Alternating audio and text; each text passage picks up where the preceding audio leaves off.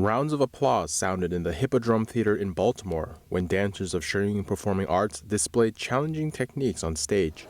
Oh, spectacular. Unbelievably, athleticism and choreography is just amazing. And the production and the music is splendid. It's absolutely incredible.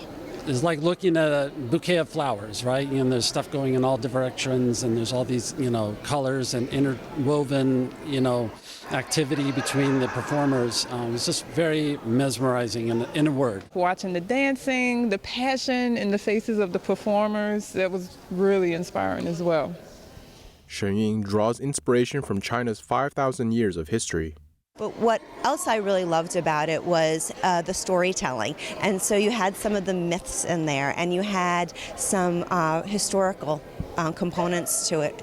And you had this deep thread of spirituality that ran through it, of this compassion and the unitedness and the connectedness of all peoples. And I thought that was really beautiful because it's a message, especially nowadays, that can get lost so many times. We're seeing the results of a culture that has, been together and has gone through so many different things. And you see that in all of the different performances. The diversity of the performances, reflects that depth of history. So both of those, but, it's a really interesting contrast between the modern and the historical.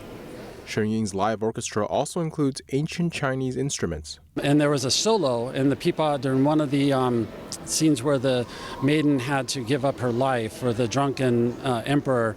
Was very stood out to me. But the eru is my second favorite Chinese instrument. So, as for the dancers, even though there was a tremendous amount of power in the movements, you can tell that they had such mastery and control over their bodies and their form and how they were moving, that they were able to move softly and land gently and just have very soft movements, while at the same time you could see their strength and their power and their control. It was just a beautiful dichotomy of strength and gentleness. And when you have that balanced core within and you have that strength within, you don't get rattled by all of the things that happen. And so when you have that balance within, it's so much easier to have that balance without.